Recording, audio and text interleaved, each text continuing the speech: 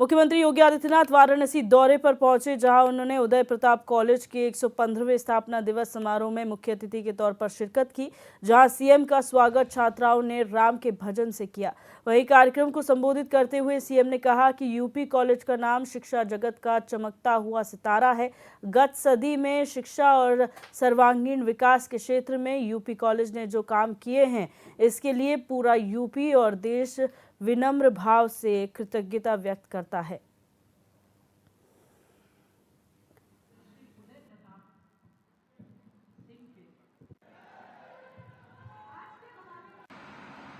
उन्नीस 1909 में वाराणसी में एक कॉलेज की स्थापना हो, एक शिक्षण संस्थान स्थापित हो, ये कल्पना अपने आप में उस समय के उन महापुरुषों की और खास तौर पर राजर्षि उदय प्रताप सिंह जोदेव जी के विराट व्यक्तित्व को ही प्रदर्शित करता है, जिनके मन में एक भाव रहा होगा कि हमें राष्ट्रीयता से ओतप्रोत भावी भारत के निर्माण के लिए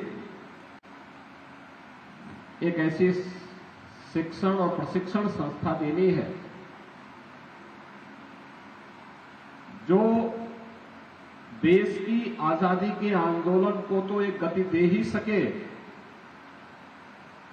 आवश्यकता पड़ने पर हर एक क्षेत्र में इस देश को योग्य नागरिक भी दे सके। और यही कारण है कि 1909 में जो नींव यहां रखी थी, बाबा विश्वनाथ के इस पावन स्थली पर पिछले 115 वर्षों से जीवन के हर एक क्षेत्र में आप देखेंगे तो उदय प्रताप कॉलेज से जुड़े हुए जो प्रशिक्षित और शिक्षित जो स्नातक हैं, प्रास्नातक हैं, अच्छे स्पोर्ट्स पर्सन्स हैं, कृषि के क्षेत्र में हो, डेयरी के क्षेत्र में हो या जीवन के प्रत्येक अन्य क्षेत्र में, वो हम सबको देखने को मिलता है। पूरे देश के अंदर भी और राज्य के अंदर तो अक्सर उन लोगों से मुझे एक संवाद और संपर्क होने का मेरा अवसर प्राप्त होता रहता है। मैं आज सुबह ही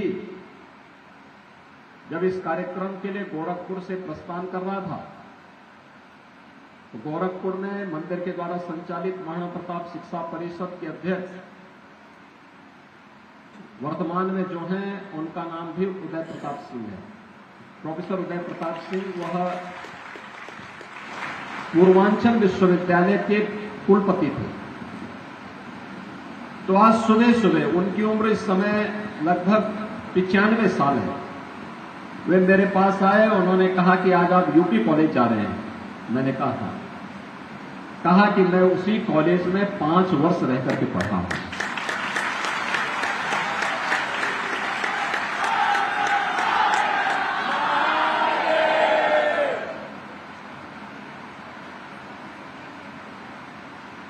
यानी हर व्यक्ति के मन में प्रोफेसर उदय प्रताप सिंह जी गोरखपुर में रहते हैं और गणित के बहुत विद्वान अवधि गोरखपुर विश्वविद्यालय में मैथ्स जो डिपार्टमेंट है उसके वह हेड थे, डीन थे, वहां के प्रो वाइस चांसलर थे। बाद में पूर्वांचल विश्वविद्यालय के वे वाइस चांसलर बने और वर्तमान में गोरखपुर में महाराणा प्रताप शिक्षा परिषद के अध्यक्ष के रूप में अपनी सेवाएं दे रहे हैं।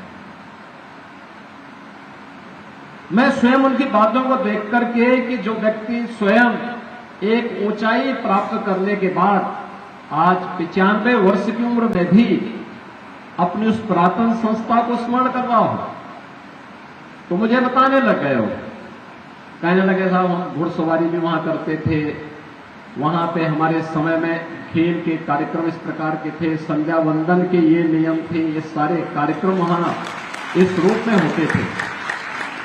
ये बातें बताती हैं कि किस पवित्र उद्देश्य के साथ राजर्षि ने इस पावन सांस्कृतिक राजधानी में इस संस्था की नींव रखी और देश को एक शिक्षित और प्रशिक्षित युवा देकर के,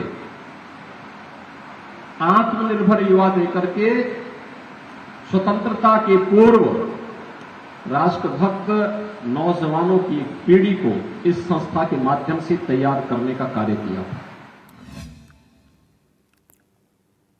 और अब बात करेंगे बदायूं से बड़ी खबर की, जहां पर बरेली में पुल से कार गिरने से 3 लोगों की मौत का ये पूरा मामला है, जहां पर मामले को लेकर बदायूं में दर्ज हो गई है एफआईआर।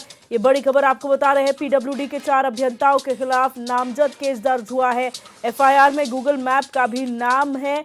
नायब तहसीलदार की तहरीर पर केस दर्ज हुआ है। रामगंगा नदी पर पुल की अप्रोच रोड बरेली की ओर कटी हुई है। दातागंज कोतवाली में मुकदमा दर्ज किया गया है। तो बदायूं का ये मामला है, जहां पर एक कार सवार 3 लोगों की मौत हो गई थी और उसके बाद जो है अब एफआईआर दर्ज हुई है इसी को लेकर बदायूं में, जहां पीडब्ल्यूडी के 4 अभियंताओं को नामजद करते हुए ये केस दर्ज किया गया है। गूगल मैप का भी इसमें नाम है।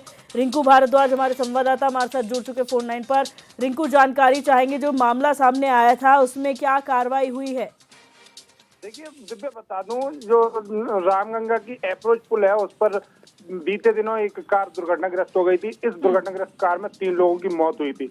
इसी मामले में दातागंज के नायब तहसीलदार की तहरीर के आधार पर पीडब्ल्यूडी के 4 अभियंताओं के खिलाफ नामजद मुकदमा दर्ज किया गया है और वही इस पूरे मामले में गूगल मैप का नाम भी एफआईआर में दर्ज किया गया है। मैं आपको बता दूं, इस पूरे मामले में जो 3 कार सवार युवक थे, जो गूगल मैप के सहारे रामगंगा अप्रोच नदी पुल से जा रहे थे, तो जो आगे रास्ता कटा हुआ था वो रास्ता उन्हें दिखा नहीं और गूगल मैप के सहारे ही वो नदी में जा समाये और इस दुर्घटना में उनकी दर्दनाक मौत हो गई। 3 लोगों की। मामले की सूचना पर पुलिस पहुंची थी। जी, अच्छा, ये जो पूरी कार्रवाई हुई है, एफआईआर दर्ज हुई है, उसको लेकर अब क्या आगे कार्रवाई की जाएगी? जो ये नायब जो अभियंता है जिन्हें नामजद किया गया है इस एफआईआर में और गूगल मैप पर जो नाम दर्ज किया गया है, उनका क्या आगे कार्रवाई होगी? देखिए, इस पूरे मामले में दातागंज कोतवाल से बात की गई तो उन्होंने बताया कि तहसीलदार की तहरीर के आधार पर मुकदमा तो पंजीकृत कर लिया गया है। भाई गूगल मैप का भी नाम इस एफआईआर में चर्चा में है। वहीं जब पूरे मामले की वो जांच की जाएगी, जांच के बाद संबंधित जो अभियंता हैं इनके खिलाफ कठोर से कठोर कार्रवाई की जाएगी। अच्छा, ऐसे मामले आगे ना हो, क्योंकि कई ऐसी रोड्स होंगी, अप्रोच रोड्स होंगी जो बनाए अभी गतिमान है, कंस्ट्रक्शन उनका हो रहा है, ऐसे में गूगल मैप में उनका चित्रण ना हो और लोग भ्रमित ना हो, कोई हादसे का शिकार ना हो, इसके लिए का कोई ठोस कदम प्रशासन उठा रहा है? इसके लिए आला अधिकारियों ने भी ठोस कदम उठाए हैं। जो आगे जो अधूरे निर्माण कार्य हैं, गंगा एक्सप्रेस हो या कोई भी पुल निर्माण कार्य हो, जहां ये अधूरा निर्माण है वहां पर सांकेतिक बोर्ड लगाने का काम प्रशासन ने करना शुरू कर दिया है। वहीं आपको बता दें, जो पुल बन रहा था इस पे ना तो कोई सांकेतिक मार्ग बोर्ड लगा था, ना ही कोई ऐसा चिन्ह था कि आगे जो पुल है वो आधा बना हुआ है, अधूरा बना हुआ है, ऐसी कोई जानकारी अंकित नहीं थी। इसी के आधार पर इन 4 अभियंताओं पर मुकदमा भी दर्ज हुआ है। जी, बहुत शुक्रिया जानकारी के लिए रिंकू।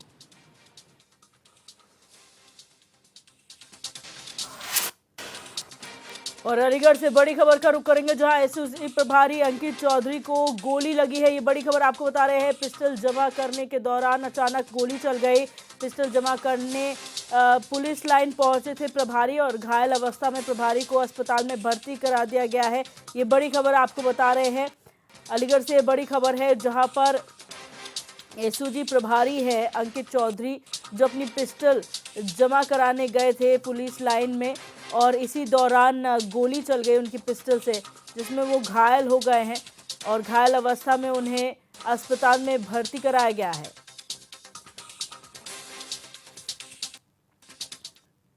उत्तर प्रदेश महिला आयोग की उपाध्यक्ष अपर्णा यादव अमेठी पहुंची, जहां पहुंचकर उन्होंने जिला अस्पताल के बाद भोए प्राथमिक विद्यालय और आंगनबाड़ी केंद्र का औचक निरीक्षण किया। निरीक्षण के दौरान अपर्णा यादव ने 2 महिलाओं की गोद भराई और 2 बच्चों का अन्नप्राशन भी किया और बच्चों को फल वितरित कर उनकी कविताएं भी सुनी।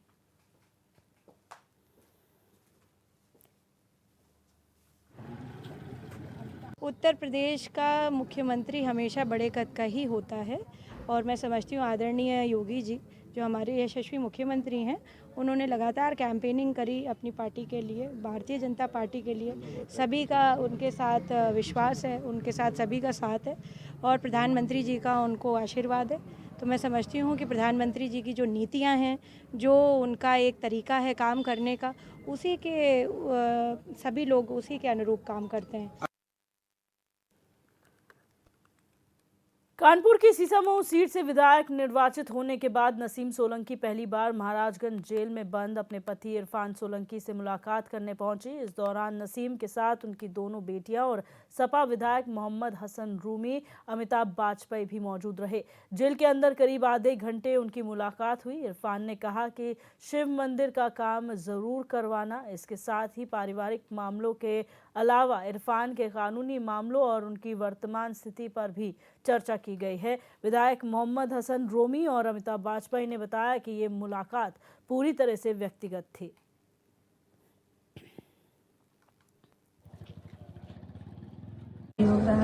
हर लिहाज से और जितने लोग मेरे साथ जुड़े हैं इंडिया गठबंधन से, कि खासतौर पे हमारे शहर के जितने समाजवादी कार्यकर्ता, नेता, विधायक जी लोग, दोनों लोग और सारे लोग, और जो है कांग्रेस की भी बड़ी टीम है मेरे, हम काफी भावुक हो गए थे देखकर। बहुत दिन बाद हम लोग अंदर मुलाकात हुई है। झारखंड में इंडिया गठबंधन और वायनाड में प्रियंका गांधी की जीत से ताज नगरी आगरा में कांग्रेसियों में खुशी की लहर है। महानगर कांग्रेस कार्यालय पर कांग्रेसियों ने प्रियंका गांधी के मां दुर्गा के वेश में कट आउट लेकर मिठाई बांटकर जश्न मनाया है। इस मौके पर महानगर अध्यक्ष अमित सिंह ने कहा कि प्रियंका गांधी मां दुर्गा के रूप में संसद भवन में प्रवेश करेंगी। महाराष्ट्र में बीजेपी ने अडानी और अंबानी के पैसे के बल पर भ्रष्टाचार कर बहुमत हासिल तो कर लिया। बीजेपी पूरे देश में लूट तंत्र से सरकार चलाना चाहती है।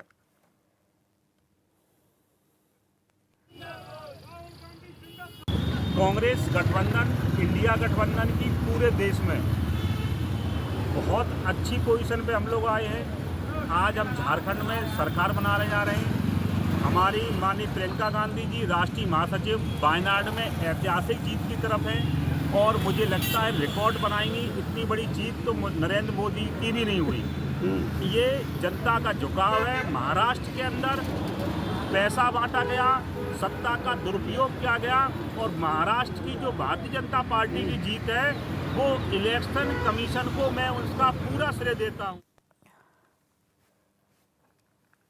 खबर संभल से है, जहां शाही जामा मस्जिद के एडवोकेट सदर जफर अली ने प्रेस कॉन्फ्रेंस की। जफर अली ने संभल हिंसा के लिए एसडीएम वंदना मिश्रा और सीओ अनुज चौधरी को जिम्मेदार ठहराया है। इसके साथ ही जिला प्रशासन पर गंभीर आरोप लगाए हैं।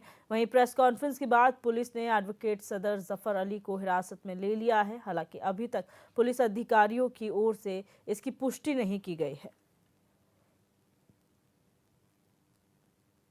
पूरी तरीके देखिए, उनका जहां तक मैं समझता हूं, मेरी नज़र में कोई भड़काऊ भाषण जियाउर रहमान बर्क साहब का नहीं था। दूसरी बात ये कि उन्होंने जो बच्चों पर एफआईआर की है, क्या जब कहीं शोर शराबा होता है क्या हम सब लोग नहीं जाते हैं वहाँ देखने के लिए? वहाँ पर दर्शक थे, छोटे छोटे बच्चे थे, वो अपने अपने घरों से निकल कर आ गए। आपने उन्हें भी मुलजिम बना दिया। इसकी जो है पूरी तरीके से निष्पक्ष जांच होनी चाहिए। जो निर्दोष है वो उसके ऊपर जुल्म, ज्यादती और कानून की लपेट नहीं आनी चाहिए, उनकी तरफ आग नहीं आनी चाहिए। मेरा पुलिस प्रशासन से यही है कि उन लोगों को ही, यानी जो वीडियो में खड़े हुए हैं, उनके ऊपर क्यों की जाएगी साहब? पहले तहकीकात की जाए। वो तो ये देख रहे हैं, दर्शक हैं कि वो क्या हो रहा है, आखिर क्या हो रहा है, मस्जिद की खुदाई क्यों हो रही है। बढ़ते आगे, मेरठ के सरदना थाना क्षेत्र के मेहरमती गांव में संघर्ष का मामला सामने आया है। वहीं मामले की सूचना मिलते ही पहुंची पुलिस ने एक आरोपी को गिरफ्तार कर 9 लोगों के खिलाफ मामला दर्ज कर आगे की कार्रवाई शुरू कर दी है।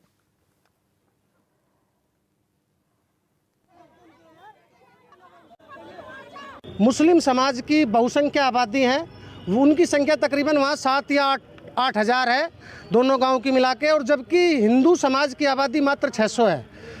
एक हमारी बेटी एक अपने खेत में उपले पातने के लिए गई हुई थी अपने प्लॉट में, और जब वो उपले पात रही थी तो कुछ मुस्लिम समाज के छोटे बच्चे आते हैं। उन बच्चों को वो मना करती हैं कि भाई हमारे उपले फूट रहे हैं, आप अपने घर चले जाओ।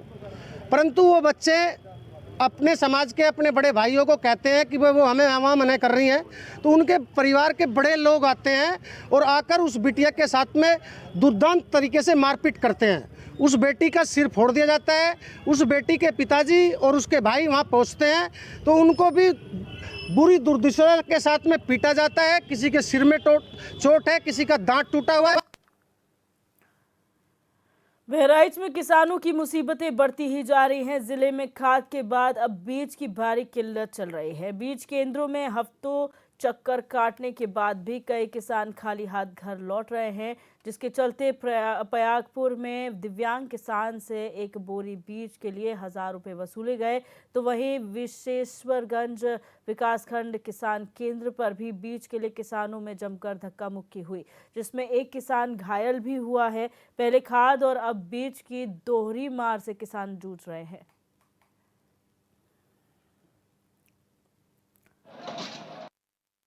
हम आए थे बीज के लिए बिलाक पर। हाँ, हमको बीज आज हफ्ता से दौड़ा रहे हैं, एक बोरी नहीं मिली है। कौन दौड़ा रहा है आपको?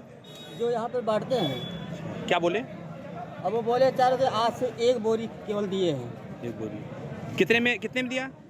ये 950 में पहले था, अब 1000 लिए हैं। 1000 लिए हैं। कौन लिया आपसे 1000? वो जो पार्टी की ये टोकन काट रहे हैं। अलीगढ़ मुस्लिम विश्वविद्यालय में आरक्षण की मांग को लेकर अलीगढ़ के सेंटर पॉइंट चौराहे पर छात्रों ने प्रदर्शन करते हुए हस्ताक्षर अभियान चलाया। छात्रों का कहना है कि पूरे भारत में 27 केंद्रीय विश्वविद्यालय हैं जिनमें भारतीय आरक्षण कानून लागू होता है और SC, ST और OBC के छात्रों को आरक्षण मिलता है। छात्रों ने कहा कि AMU भी केंद्र सरकार की यूनिवर्सिटी है। केंद्र सरकार से यूनिवर्सिटी को पैसा आता है तो इसमें भी दलित हिंदू छात्रों को आरक्षण मिलना चाहिए।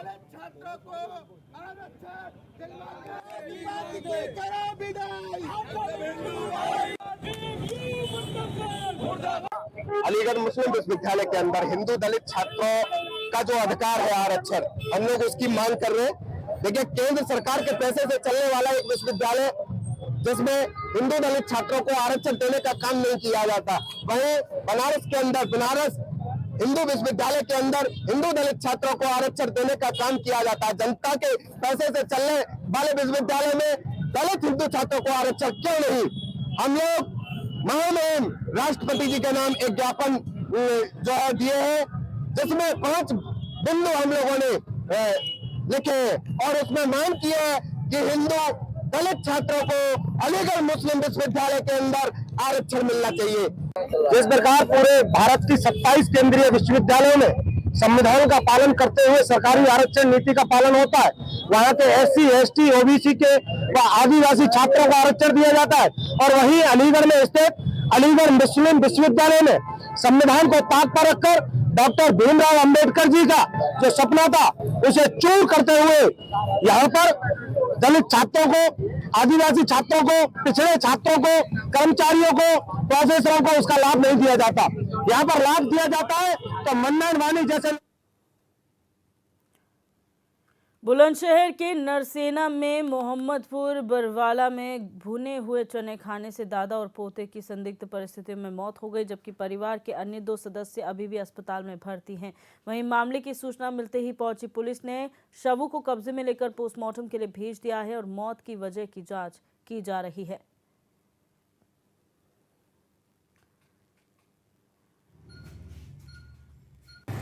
ये सांप चने लायक है। चने जो ने दिए वहाँ पे बच्चे तो मांगे ही हैं, बच्चे इनको दे दिए। ये लाए जो है भर्ती हैं, ये लाए दवाई के तौर पर। दवाई तो इन्होंने खाए थे। ये ले गए यहाँ से, वहाँ जाकर क्या नाम है दौलतपुर भर्ती कर दिए। दौलतपुर में वहाँ जाकर ये चन्नीलाई बाजार से और इन्होंने खाए, फिर इनको उल्टी स्टार्ट हो गई शाम को, दौलतपुर हॉस्पिटल में भर्ती कर दिया। उसके बाद सुबह उसने कहा जी अब ले जाओ, हमारे बस की नहीं है। फिर उन्होंने यहाँ ले आए, 2 एक्सपायर हो गए और ये 2 हॉस्पिटल में।